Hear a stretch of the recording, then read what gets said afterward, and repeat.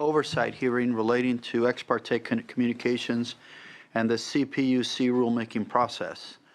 A lot of you that were present at our last oversight hearing know that we discussed the issue of ex parte communications in the presentation of the PUC's annual report. This is an area that has become of greater interest to the legislature. It's become an important issue to the public. We talked about the history of the CPUC and why it was created. The idea that you create this independent commission whose sole responsibility is to ensure that those services, whether it be in transportation or utilities, that we deemed are in the public interest, that present themselves in the form of monopolies, that they operate in a way that's beneficial to the public, meaning that people obtain the best services for the cheapest cost. And the CPUC was supposed to regulate and oversee those monopolies that were run privately. And, you know, I have to make reference to them as monopolies because in reality that's what they are. And while we have tried to eliminate monopolies from the marketplace, there are some instances where monopolies are the best option for ratepayers in our community. But that option requires oversight, that option requires regulation, that option requires that we protect consumers from what monopolies are good at doing. Monopolies are generally good at cornering the market, overcharging, and creating a non-competitive environment. So in California, the CPUC's job is to regulate everything that falls in that category. And for us here, that means electric services, natural gas, telecommunications, water, railroads, rail transit, and passenger transportation companies. Substantive communication outside of the public record between a decision maker and an interesting party is known as ex parte communications. What's important about this is that our commissioners make quasi-judicial decisions and they make rate-setting decisions that require a thorough understanding of the matters that they're adjudicating before them. Such a communication is antithetical to the decision-making process, like a courtroom proceeding. If a judge came in and was allowed to be influenced outside of the court environment and allowed to make a decision with information that was not privy to the other participants in the judicial setting, then you would have an unfair decision. You would have an injustice that would be allowed to penetrate the decision-making system. That's why ex parte becomes very important, because everybody in the setting needs to be aware of the information that's being shared, about the arguments that are being shared, so they can verify the truthfulness or the veracity of that information. Everybody deserves an opportunity to present their case, and that case needs to be fully based on facts. So the only real way to test those facts is to give people access to that information so they can test it appropriately. Both by statute and CPUC regulation, there's a need to restrict ex parte communication and prescribe detailed rules for reporting, such as communication at the moment that it occurs. Recently, there was an instance in which Pacific Gas and Electric Company released 65,000 emails between company executives and CPUC commissioners and staff, and made the determination on their own that it was wrong, that it was inappropriate, that it was unethical, and they have taken a position publicly that they believe that the emails violated California Public Utilities Commission rules governing ex parte communications. Of course, they said they were sorry and have decided and have made a promise not to continue that behavior well into the future. But that leaves us in a situation where the potential that those rules are violated in the future still exists.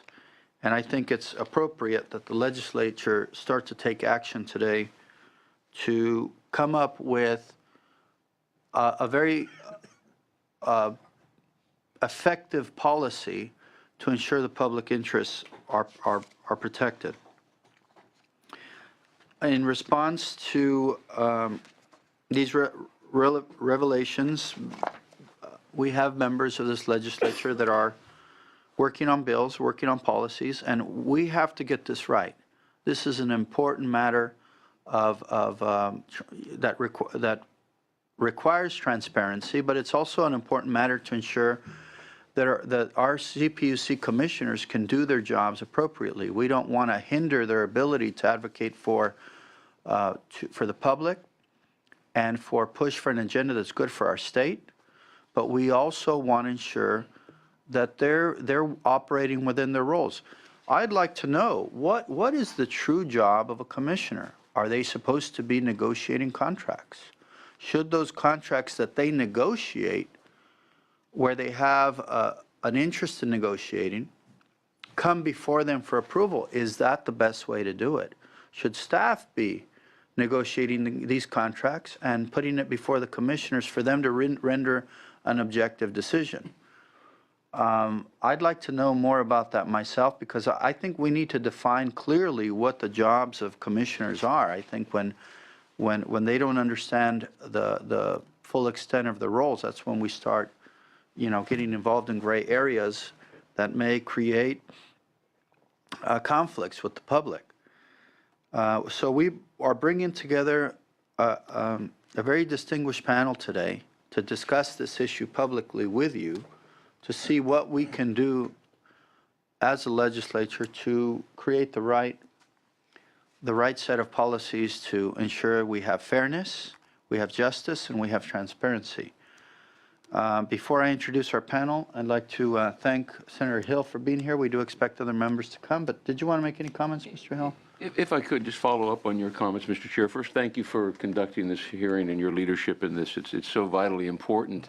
And I think you mentioned it. We have to really create that balance. We have to get it right to decide what will not hinder or stifle good process or detract from process as we define appropriate ex parte communication. And at the same time, we want to make sure that all interests are protected in that communications aren't one-sided and that deals are made behind closed doors, and that those challenges are in place. But at the end of the day, when you look at what we've seen in those emails and the disclosures of the past, there were ex parte rules in place, and they were clearly violated. So regardless of what we do, the challenge is if you're dealing with people who are morally or ethically or professionally challenged and don't have the integrity to do the job in the professional manner that they have, regardless of what we do, it's not going to work. Right. So I think that's where, at the end of the day, those appointments and how that plays into it will be most critical. But I think we have to get this right today, and I appreciate your doing it and looking forward to the opportunity. Thank you. And you're absolutely right. No rule is going to compel honest services. But laying out the rules very clearly would definitely help in our case. Absolutely.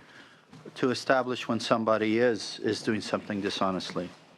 That's why I think it's very important that we also establish some criteria that clearly defines the role of a commissioner.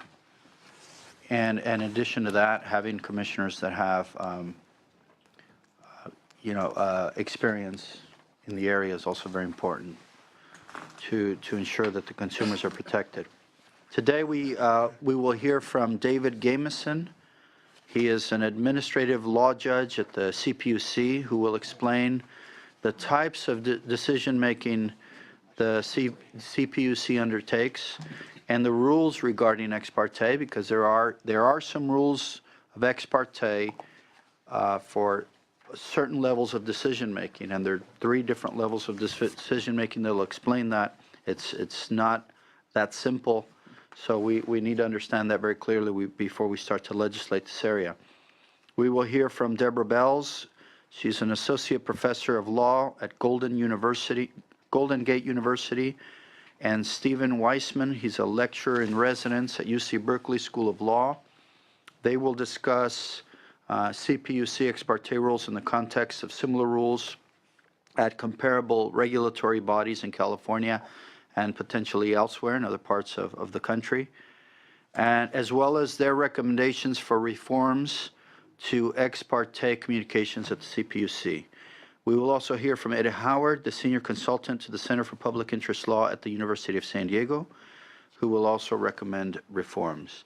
Additionally, we will hear from several individuals who represent entities that regularly appear as interested parties before the CPUC, who will share their personal perspectives and experiences.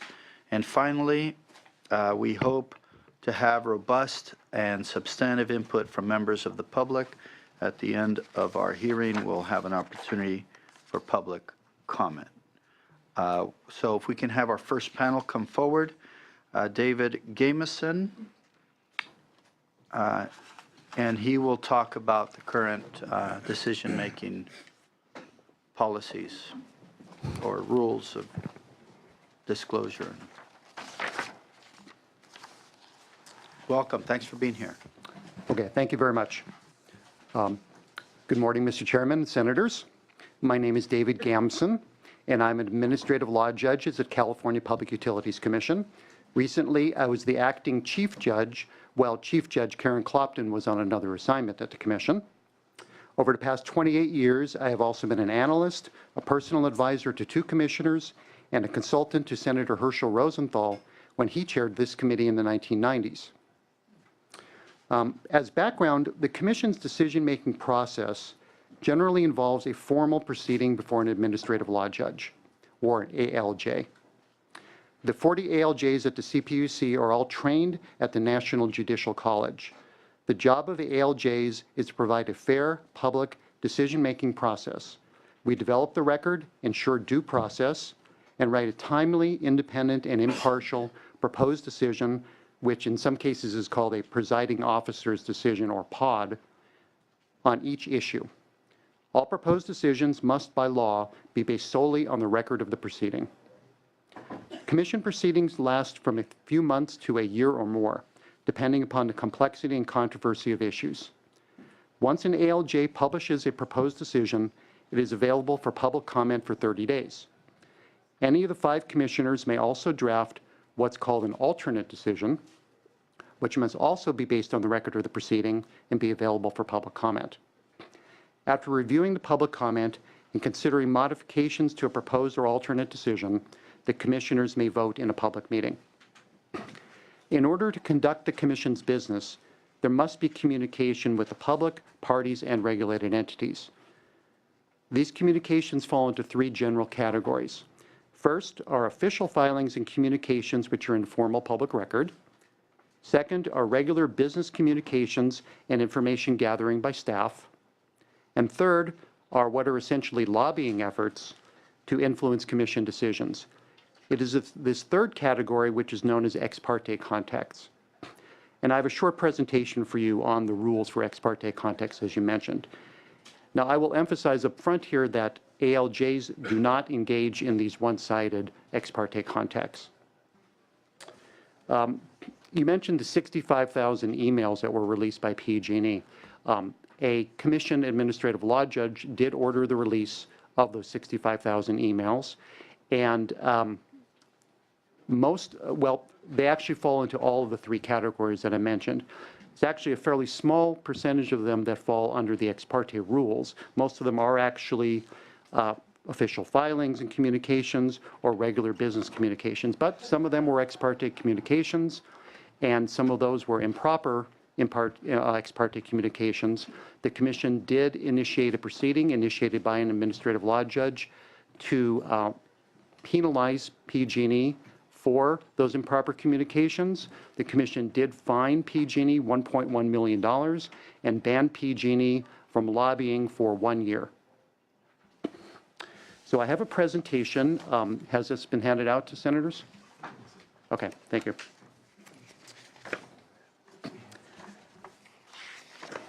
Okay.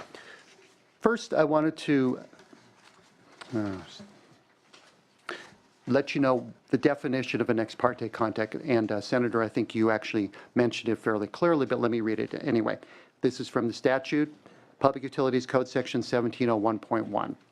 Any oral or written communication between a decision maker and a person with an interest in the matter before the Commission concerning substantive but not procedural issues that does not occur in a public hearing, workshop, or other public proceeding, or on the official record of the proceeding on the matter. Several of the terms that are in that definition are actually specifically defined. Person with interest, substantive, public hearing, these are all defined terms in the Commission's rules. The rules in general are set forth in the statute. SB 960 from 1996 is the main statute that set forth the rules. Public Utilities Code 1701.1 through 1701.3. And then Article 8 of the Commission's Rules of Practice and Procedure implements the statutory rules. And I have a little visual for you here. This is the Rules of Practice and Procedure of the Commission. It's 17 chapters long, and Chapter 8 is the chapter on ex parte rules.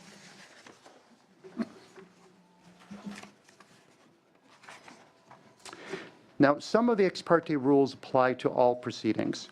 For example, Rule 8.3F is the no judge shopping rule. And this rule has come into play recently with some of the revelations with PG&E.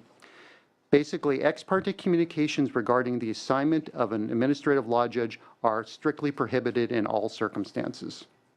So that is the rule, and we've had some controversy about that rule of late. Secondly, ex parte rules apply from the very beginning of a proceeding until the final resolution of a proceeding, which includes the rehearing portion of a proceeding.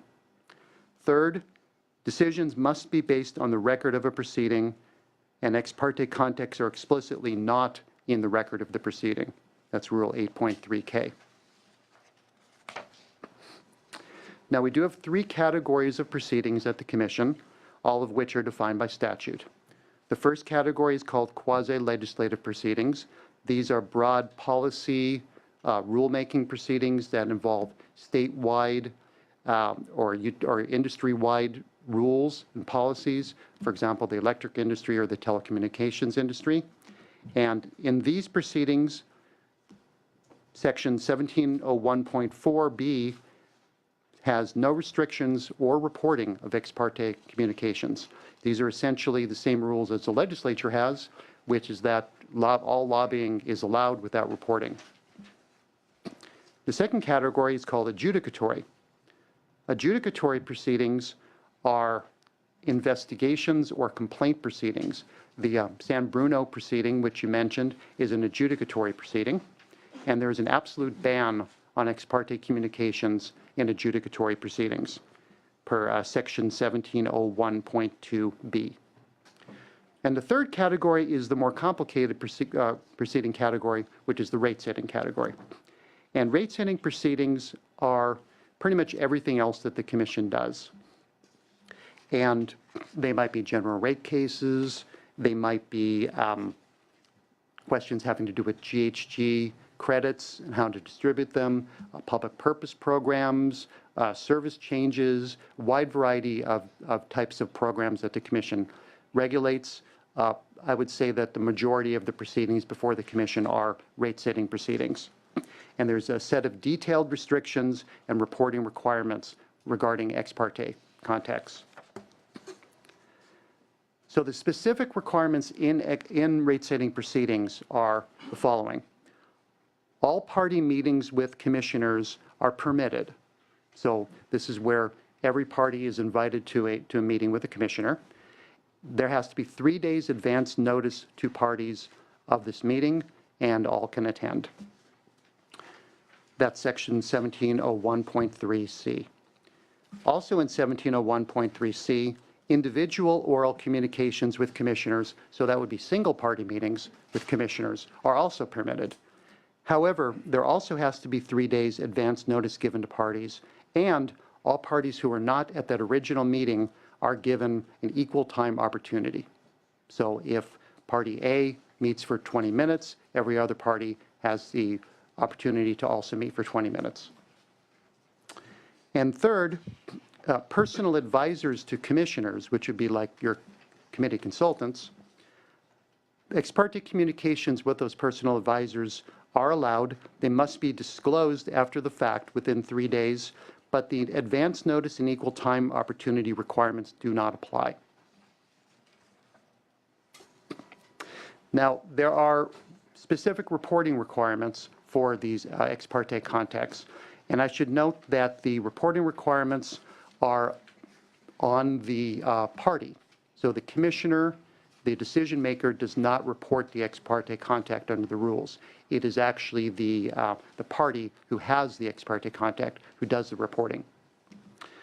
So all oral and written communications must be filed within 3 days per section 1701.3C. Written communications must be served to all parties to the proceeding on the same day that they're given to the decision maker. As I mentioned, the obligation to report is on the interested person or party, regardless of who initiated the contact. But according to Rule 8.4C and also in the code, the reporting shall not include statements of the commissioner or advisor. So in certain circumstances, if a commissioner speaks to a party, but the party doesn't say anything back, that is technically not considered a reportable ex parte contact under the current rules.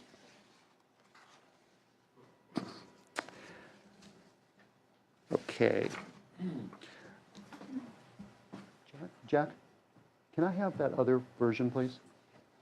I appear to have an old version of the presentation here.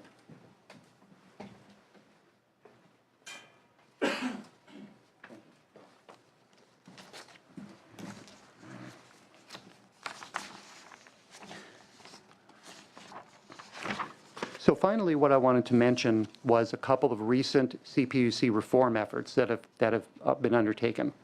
First, the Commission has, through an Executive Director memo of October 8, 2014, developed something called a contact log. So even though the commissioners and the advisors do not have a requirement to report ex parte contacts under the law or the Commission rules, the Executive Director did ask the commissioners, the advisors, and upper management of the Commission to report all substantive communications with regulated entities in rate-setting or adjudicatory proceedings. And these contacts are available on the Commission's website. Secondly, per the Commission Decision 14-11-041, PG&E must now report contacts with all high-level Commission staff. So these persons are not covered by the ex parte rules. PG&E does have a 1-year ban on ex parte communications with covered personnel, but beyond that, it also must report its contacts with high-level Commission staff, and that is public. And third, we have hired a consultant, Michael Strumwasser, who is doing a report on ex parte and is going to come out with some recommendations for reforms to ex parte rules, and that report is not yet available, but it should be forthcoming fairly soon. Okay, thank you, and I'll take any questions. Thank you. Senators, we'd like to invite you to make some questions regarding the current rules. Nothing beyond that, because we have another presentation that's going to be talking about potential reforms. If I could, Mr. Chair, thank you. One thing seems to be a little contradictory, Mr. You mentioned earlier that adjudicatory complaints and/or an enforcement absolute ban on ex parte contacts. Yet then you said ex contact law, commissioners, advisors, and upper management now report all substantive communications with regulated entities in rate setting or adjudicatory proceedings. So if how could there be contact if it's forbidden? Right. The difference there is that the ex parte contacts are involving decision makers. So decision makers are commissioners and administrative law judges, although we don't actually have such contacts. And advisors to commissioners are also covered by the ex parte rules. The ban for PG&E for 1 year and also, the reporting requirement for PG&E is also for upper management of commission division directors and above who are not covered by the ex parte rules. So those contacts and adjudicatory proceedings were previously allowed for PG&E, and now they must be reported. I thought adjudicatory discussion is not allowed for ex parte communication It's not allowed for... at all, regardless of PG&E, they're out. It's Right. just, under the rules, adjudicatory proceedings, ex parte communications are not allowed. That's correct. But the definition of ex parte communications involves commissioners and advisors. So, Okay, so commissioners and advisors are not allowed for ex parte communications? Correct. On adjudicatory hearings or discussions. But in the contact log, you're talking about commissioners and advisors and upper management now report communications or adjudicatory proceedings. So if they're not allowed, how could you report them? the only ones that would be reported for adjudicatory proceedings would be for upper management of commission who are not covered by the ex parte rules. So the commissioners and advisors part of that statement you made is not true? The contact log? Well, for the contact log, the commissioners and advisors would be reporting their communications and rate-setting proceedings, which are allowed. Okay, but you have in an adjudicatory, they would not okay, have I such see, contacts. that's fine. That's correct. I just wanted to clarify that because it seemed to be a little conflicting. I just have a couple questions on this. At the center of the kind of the recent scandals has been the fundamental issue of equity of access. We have commissioners and staff trying to get around notice requirements so they can talk with PG&E in this particular case without having to grant equal time to those meetings to other parties. It seemed to clear. How should the PUC approach this equity of access issue? Does the PUC have an affirmative duty to seek input from multiple sources? Gary, I think we're going to cover that with the next panel, if you want to save Okay, that question. I can, but I was just saying what the PUC's process is today, what they're doing Any right now. compared to that? Is that, is that what you feel today? I mean, what is the role of the PUC today in that? Do you feel that multiple sources are important? Well, I will speak for the administrative law judges. In the proceedings that we have before an administrative law judge, equal access is paramount. We have tried to have as fair and as impartial process as possible. We provide due process. We do everything public in a fair and transparent manner. And it is one of the key points that equal access is always required in all commission So proceedings. you're speaking on behalf of the ALJs Behalf at of the this ALJs. point, not what the PUC's policy is? Right. Or the Well, role the is. PUC's policy is defined by the current ex parte rules, Okay, and then- which is that if there is an ex parte contact in a rate-setting proceeding, all parties are allowed equal time. Okay, and then the other question is that, what seems to be conflicting here in the processes of the PUC is that rate cases are what is considered individualized rate making, and thus have attributes of a judicial proceeding as well as aspects of a legislative proceeding. On the other hand, rulemakings are often in reality individualized policy making, at least in the energy world where there are three utilities that apply to that. So if rulemakings are in many aspects an initial phase in a rate setting proceeding, to complicate things further, many proceedings labeled rulemakings are categorized as rate setting, not quasi-legislative. To gas and rulemaking is one example. And if I could just give one example, the gas safety rulemaking opened with an order, and this goes back to an issue in San Carlos, opened with an order instituting rate making. It was categorized not as a quasi-legislative, but as rate setting. Later in the proceeding, after an event regarding a pipe in the city of San Carlos, in my district, the PUC presented to PG&E an order to show cause for why it should not be punished. The order to show cause was a piece of the proceeding that was categorized as adjudicatory. During a hearing, however, the judge decided that since the issue was gas pipeline pressure, this part of the proceeding should actually be categorized as rate setting. So there's the conflict, as you can see. No notice to the service list, no indication to anyone who wasn't in the room at that time. So things have changed, kind of evolve in one hearing. Is there anything that, how currently the ex parte rules could apply there, or does it just jump around? There's nothing seems to be solid in how it applies when you have cases like this where it moves from one particular category to another. Right. Well, within the proceeding that the judge handled there, I believe all parties would have had notice of the hearing, and all parties would have had the opportunity to attend the hearing, to file comments, to participate fully in the hearing. The ex parte rules may have changed at certain points during the proceeding, as you mentioned. Once the rules changed, parties should have had notice of that change and should have been able to know what the current rules were. Okay, thank you. Thank you, Mr. Chair. Could you explain to me the rationale between banning the lobbying on behalf of PG&E? What are you hoping to, I don't understand that specific rule. Okay. Why we would ban them from lobbying. Okay. Year. The rationale there was that PG&E violated the ex parte rules.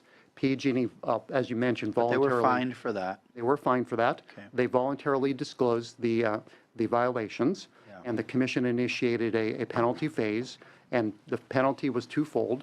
First, that they were to pay a fine of $1.1 million, and second, because they had abused the process of ex parte contacts of such lobbying, that another penalty was that they would not be allowed to do such lobbying for a year's period. So it was just a penalty on the basis of their behavior.